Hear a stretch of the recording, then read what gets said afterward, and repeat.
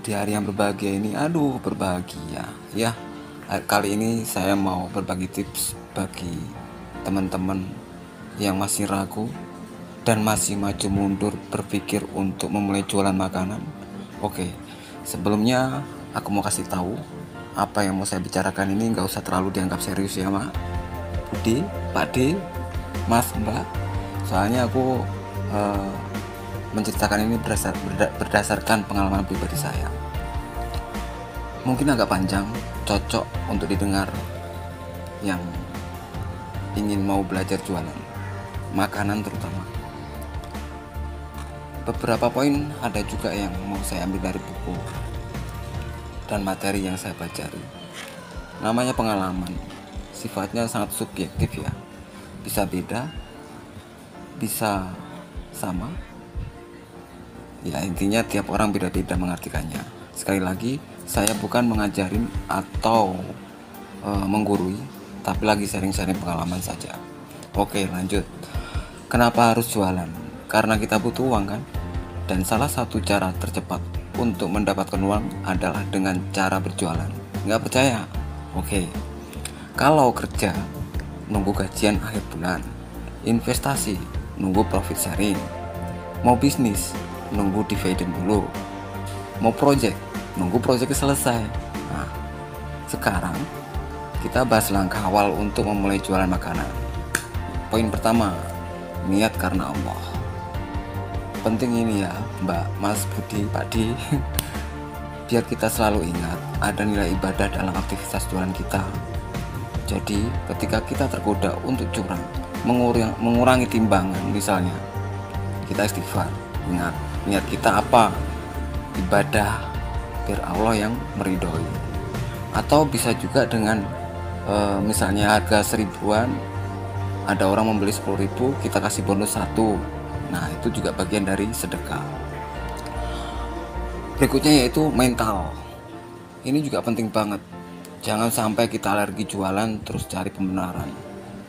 Wah aku gak bakat, padahal belum nyoba. Masa iya sih mantan pragawati cantik kayak kamu harus jualan kue? Belum tahu dia, artis juga banyak yang jualan kan. Intinya satu, gengsi. Nah berikutnya yaitu produk.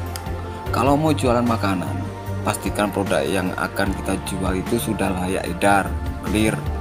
Bisa juga Anda membagikan ke tetangga dulu sebelum mulai jualan. Rasanya kurang di mana? Ada salahnya kan? Kasih cip-cip ke teman, saudara, tetangga, minta review jujur mereka. Terima lapang hati jika produknya masih perlu diperbaiki. Begitu. Selanjutnya yaitu penawaran. Ada niat, mental, produk, tapi tanpa penawaran. Sama aja bohong. Mana orang tahu kita jualan makanan kalau diem-diem baik, ya kan? Nah, caranya kalau Anda jualan di warung, buka di warung lebar-lebar. Kalau gelap, kasih lampu biar terang. Tata dagangan dengan baik agar orang lewat tertarik. Nggak ada salahnya pasang spanduk biar orang respect sama kita ya. Cari lokasi yang strategis, yang mudah ditemukan. Jangan jualan di pinggir kuburan yang sepi ya, nanti serem. Tak punya warung, tak punya modal untuk sewa tempat, masih bisa jualan pakai gerobak, mangkal di pinggir pasar, dekat pusat keramaian dan lain-lain. Nggak ada gerobak, meja sama tenda, nah, bisa. Sederhana saja, yang penting ada kemauan. Nggak punya gerobak, bisa. Caranya jualan keliling. Ini yang saya lakukan beberapa waktu lalu. Nggak percaya, silakan tanya teman-teman saya di Pekanbaru. Jualan keliling ini powerful sekali. Orang yang tadinya nggak niat beli, kalau kita datangi, entah segan, entah karena kasihan, lama-lama mau beli juga. Dan jika ternyata kue kita ini cocok dengan selera mereka, langkah selanjutnya lebih mudah. Kita tak perlu ekstra penawaran. Pembeli sendiri yang akan bertanya, bahkan mencarinya. Sekalipun kita loyo berjualan, kita pun ditanya ketika kita berjualan kembali, kenapa nggak jualan? Nah, pasti ada pertanyaan tuh, jualan apa hari ini mbak? Nanti ke kantor ya mbak, kami mau jajan. Asik kan? Nah, masa enggak? Duit kok.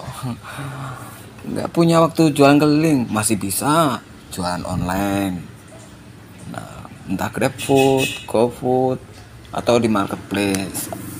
Banyak media sosial yang memprasyarai kita untuk berdagang. Tapi aku nggak bisa bikin kue mbak, mas, mbak Budi. Anakku masih kecil-kecil. Susah disambi.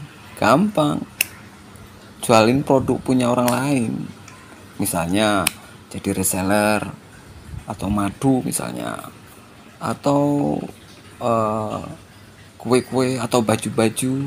Nah, bisa juga.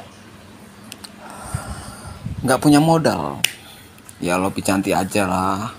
Mau sistem konsinyasinya bagaimana, yakinkan produsen bahwa Anda bisa memasarkan produknya.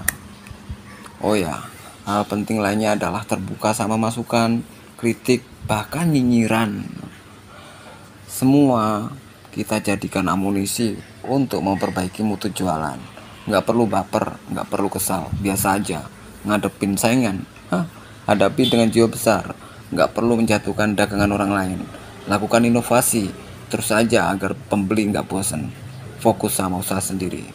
Tapi kalau kita yang dijelek-jelekin gimana mbak, mas, mbak Budi? Boleh saja, nggak perlu dibalas, kecuali jika sudah sampai tahap pencemaran nama baik. Itu sudah masuk ke ranah hukum dan bisa dipidana. Kalau kita yakin dengan kualitas kita, kualitas produk kita, nggak perlu cut nyali. Lidah itu nggak bisa bohong gitu. Hal penting lainnya yaitu follow up. Jadikan pembeli sebagai database. Tetap jalin hubungan baik, kedekatan itu perlu. Ingat, namanya kesukaannya, alamat rumahnya, sesekali ciptakan obrolan pribadi. Yang penting nggak hanya jual beli saja. Ingat ya, kita berinteraksi dengan manusia, punya hati, punya rasa. Tips lainnya, maksimalkan ikhtiar, kemudian berdoa, dan hasilnya serahkan pada Allah. Tapi semua itu bisa jadi zong jika Anda tidak memulai. Sekian, terima kasih.